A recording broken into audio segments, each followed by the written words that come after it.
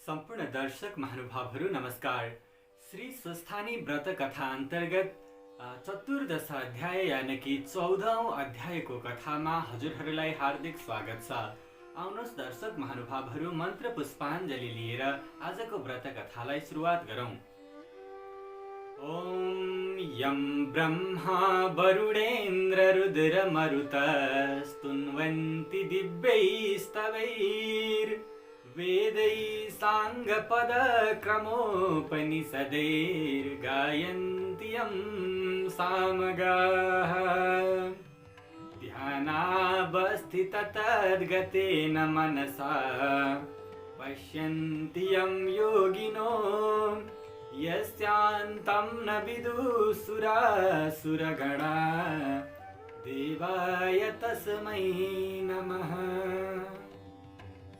श्रीमच्चन्दनचर्चितोज्ज्वलवपु शुक्लाम्बरा मल्लिका मालालङ्कृतकुण्डला प्रविलसन् मुक्तावली शोभिता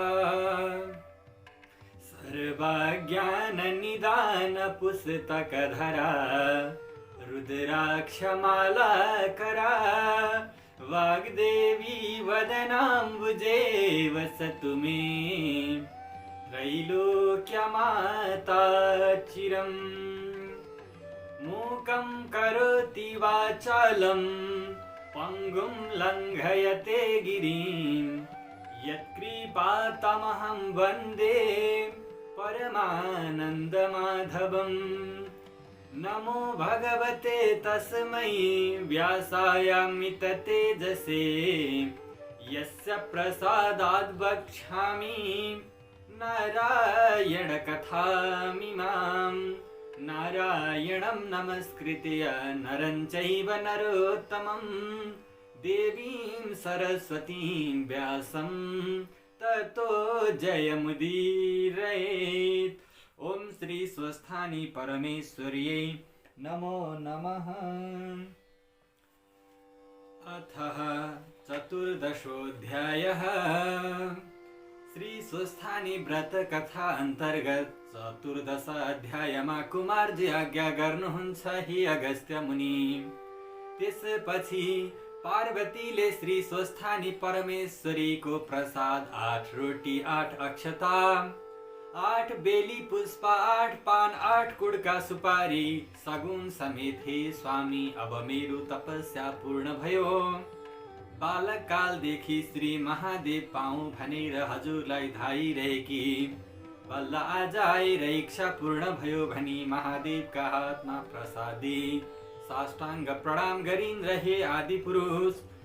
श्री स्वस्थानी परमेश्वरीको व्रतको प्रभावले मैले हजुर जस्ता महादेवलाई स्वामी पाएँ। अब अरू केही पनि बिन्ती गर्दछु। यो संसारमा कोही दरिद्र छन्, कोही दुखी छन्, कोही पापी छन्, कसैका स्त्री छैनन्, कसैका पुरुष छैनन्।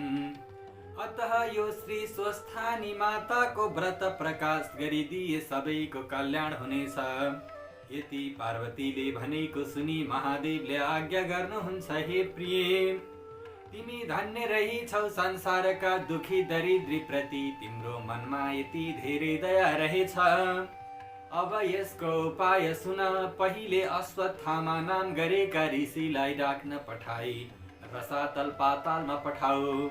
त्यहाँ उनले यो व्रत प्रकाश गरिदिनेछन्। यति महादेवले आज्ञा गरेपछि पार्वतीले अश्वत्थामा नाम गरेका ऋषिलाई डाक्न पठाइन् र उनी आएपछि शिव पार्वतीलाई प्रणाम गरेर हे भवानी शङ्कर, मलाई के कामले डाक्नु भयो भनेर ती मुनिले सोधे अनि पार्वतीले आज्ञा गर्दछिन् हे अश्वत्थामा, तिमी रसातल पातालमा जाऊ र त्यहाँ जो दुखी छन्, जो दरिद्र छन्, जो पापी छन्, जसका स्त्री छैनन् र जसका सन्तान छैनन्, तिनलाई यस्तो विधिले व्रत गराऊ भनी आफूलाई विष्णुले जसरी उपदेश गर्नु भएको थियो त्यसरी नै उपदेश गरी सारा व्रत विधि बताइन् र जाने बिदा दिइन्। पार्वतीको आज्ञा सुनि अश्वत्थामा ऋषिले शिव पार्वतीलाई प्रणाम गरेर सातल पातलमा जाँदा भए। हे अगस्त्य मुनि, त्यसपछि एक दिन महादेवले यी पार्वती कत्तिकी बाठी छन् जाँच गर्नु पर्यो भनी आफू कसैले नदेख्ने एक स्थानमा लुक्न जानुभयो। महादेवलाई नदेखी पार्वती यताउता खोज्दै गइन्, तर कहीँ पनि पाउन सकिनन्। अनि चित्त आकुल गरी कता जानुभयो होला भन्दै अनेक स्थानमा खोज्दा त लुकिरहेका महादेवलाई भेट्टाएर भनिन्, हे स्वामी, हजुर किन मलाई छालेर लुक्न जानुभयो? म राम्री भइन कि हजुरको मन परिन कि मलाई किन छाडेर अन्त जानुभयो? पार्वतीले त्यसरी भनेको सुनि महादेव केही पनि नबोली मनमा नै यस्तो भन्न लाग्नुभयो, यी पार्वतीले मलाई अब यसै छोड्ने भइनन्, अब बरु रूप फेरेर अर्कै रूप धारण गरी वन विहार गर्न जान्छु भन्ने निश्चय गरी अन्तर्ध्यान भएर श्लेष्मान्तक वनमा किराँतीको रूप धारण गरी शिकार खेल्दै हिँड्न लाग्नुभयो। पार्वतीले फेरि महादेवलाई देखिनन् र मनमा नै दुःख मानी यसरी महादेवले मलाई किन छाल्नुभयो भन्ने शङ्का गरी ध्यान दृष्टिले विचार गर्दा महादेव किरात रूप धारण गरेर श्लेष्मान्तक वनमा शिकार खेल्दै हिँडेको थाहा पाइन् र महादेवलाई झुक्क्याउनका लागि अत्यन्तै राम्री सुन्दरी किरातिनीको रूप धारण गरी अनेक हाउभाउ कटाक्षले युक्त भएर श्लेष्मान्तक वनमा पुगी एउटा ठुलो वृक्षको छायामा बसिरहिन्। केही बेरपछि महादेव पनि डुल्दै डुल्दै त्यही आउनुभयो र किरातिनी रूप पार्वतीलाई त्यहाँ बसिरहेकी देखेर तिनको रूपमा मोहित भएर सोध्नुभयो, हे सुन्दरी, तिमी को हौ? देवकन्या हौ कि यक्ष कन्या हौ? नाग की कन्या हौ कि स्वर्ग की अप्सरा हौ? मैले देख्दा त तिमी जस्ती सुन्दरी यो संसारमा अर्की हुन दुर्लभ छ। एक्लै यस्तो वनमा आएर किन बसिरहेकी? तिमीलाई डर पनि लाग्दैन कि यो भयंकर वनमा जंगली जन्तु बाघ आदि हात्तीहरूको पनि कति भय नमानी निर्धक्कसित कसरी बसेकी छौ? यस्तो किरात रूप महादेवले आज्ञा भएको सुनि पार्वतीले महादेव यिनै हुन् भन्ने चिनेर मनमा नै दण्डवत प्रणाम गरिन्। त्यस बेला महादेव कस्तो रूपमा आउनु भएको थियो भने बायाँ हातमा धनुष र दाहिने हातमा त्रिशूल लिएका, काँधमा सर राख्ने ठोक्रो भिरेका, नाकका गहना लगाएका, देख्दैमा पनि डरलाग्दो मूर्ति भएका त्यस्ता किरात रूप महादेवसित पार्वती भन्दछन्, हे किरात पुरुष, म यहाँ बसेको धेरै दिन भयो। म किरातिनी हुँ, म शक्तिशाली हुन्छु, मलाई वन्य जन्तुहरूको पनि डर लाग्दैन। म यहाँ तपस्या गरेर बसेकी छु। यस्तै प्रकार दुवै दम्पतिको परस्पर कुरा गर्दा गर्दै साँझ पर्यो र किरात रूप महादेवले भन्नुभयो, हे सुन्दरी, तिमी पनि एक्लै रहिछौ, म पनि एक्लै छु। आज हामी दुवै यही बास बसौं। महादेवको यस्तो वचन सुनि पार्वती भन्दछिन्, हे किरात, तिमी लोग्ने मानिस, म स्वास्थ्य मानिस, यस्तो जंगलका बीचमा एक्लै अरू कोही नभएको स्थानमा कसरी एकै ठाउँमा बास बसौं? फेरि पुरुष जातिको मनमा धर्म हुँदैन। राम्री स्त्री देखेपछि माता पिता घरद्वार आफ्ना परिवार सबै बिर्सन्छन्। तसर्थ एकै ठाउँमा बास नबसौं, यो कुरा नगर। यति किरातिनी रूप पार्वतीले भनेको सुनि किरात रूप महादेवले, हे सुन्दरी, यस कुरामा तिमीले शङ्का नगर भन्नुभयो र दुवै स्त्री पुरुष त्यही वृक्ष मुनि बास बसे। यही क्रमले बस्दा बस्दै निकै समय बित्यो, निकै दिन बित्यो र एक दिन पार्वतीले विचार गरिन्, यी भोलानाथ भोले छन्, सधैँ यसरी नै बसेर पनि निर्वाह गर्न सक्दछन्। अब केही युक्ति गर्नु पर्यो भन्ने निश्चय गरी महादेवलाई छलेर आकाशवाणी भए झैं गरेर भन्न लागिन्, हे जगदीश्वर, हजुरले याद नराख्दा हामी ब्रह्मा विष्णु इन्द्र आदि सबैले साह्रै कष्ट पायौं।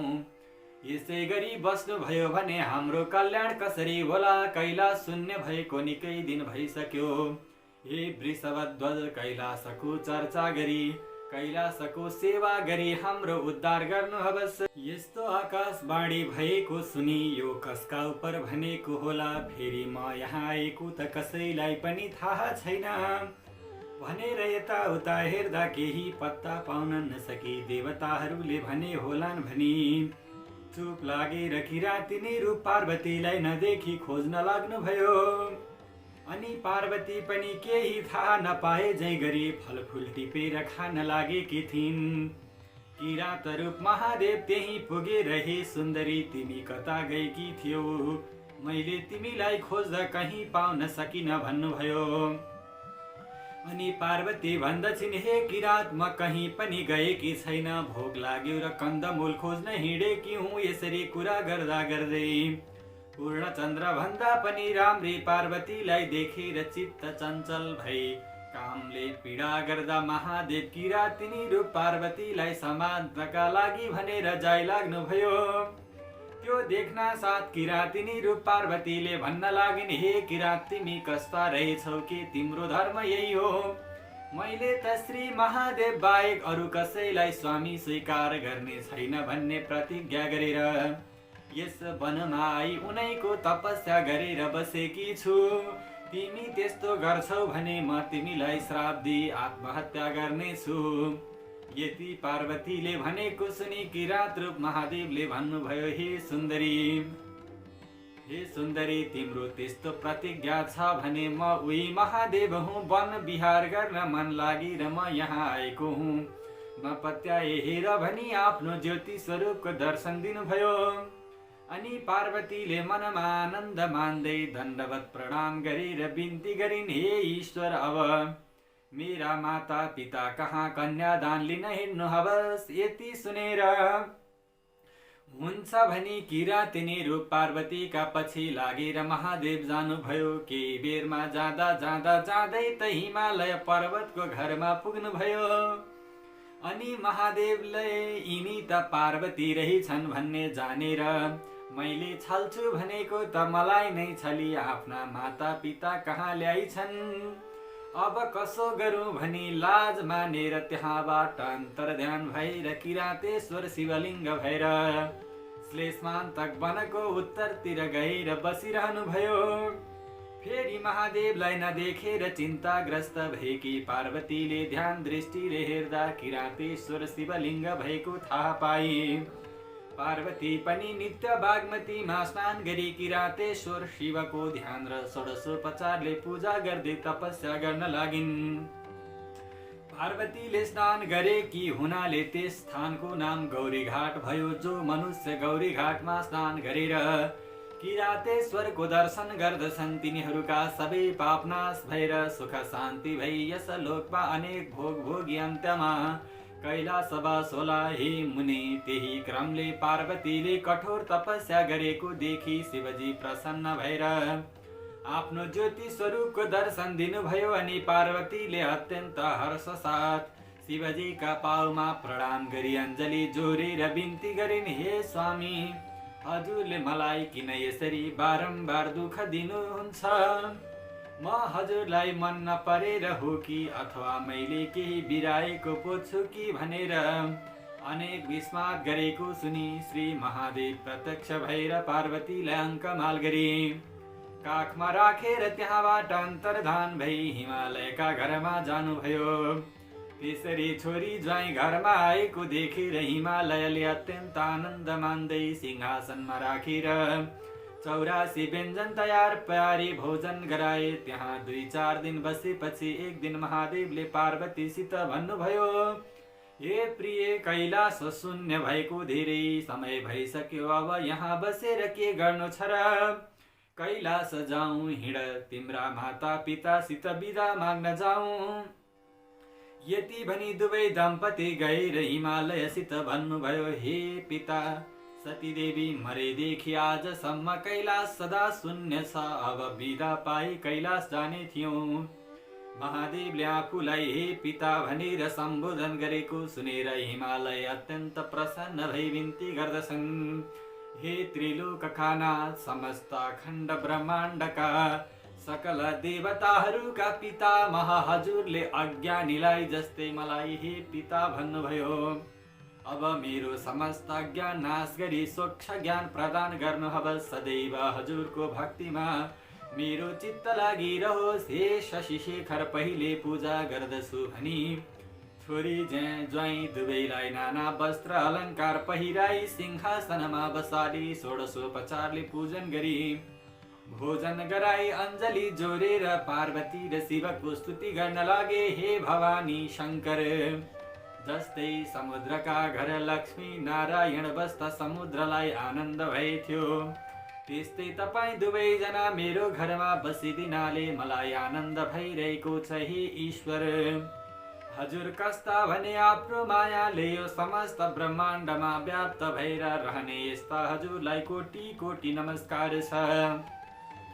फेरि समुद्र मन्थनमा निस्केको कालकुट विषले संसार दग्ध हुन लाग्दा हजुरले त्यो विष कण्ठमा राखी सम्पूर्ण संसारको रक्षा गर्नुभयो र नीलकण्ठ नाम रह्यो। यस्ता हजुरलाई कोटि कोटि नमस्कार छ।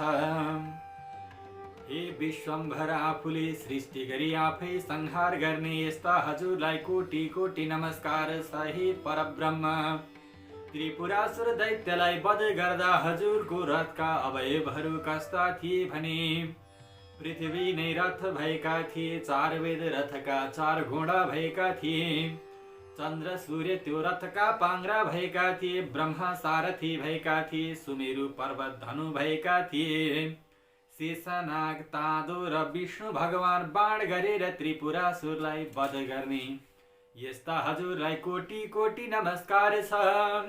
हे युगनायक ब्रह्मा भने पनि हजुर, स्थावर जङ्गम पनि हजुर, यमराजका पनि यमराज पनि हजुर, नारायण पनि हजुर, सत्व रज तम त्रिगुण पनि हजुर, जीवन र मृत्यु पनि हजुर, देवताका देवता पनि हजुर, अनाथका नाथ पनि हजुर, विश्वरूप पनि हजुर, अष्टवसुर द्वादशादित्य पनि हजुर, दिक्पाल पनि हजुर, सम्पूर्ण ब्रह्माण्डका प्राणीको हृदयमा बसेर पाप पुण्यको साक्षी भइरहेका पनि हजुर। हे शम्भो, हजुरका दम्पतिको शिव पार्वतीको महिमा वर्णन गर्न न शेषनागले सकेका छन्, न सरस्वतीले, न ब्रह्माजीले सकेका छन्, कसैले पनि नसकेको म कसरी सक्नेछु।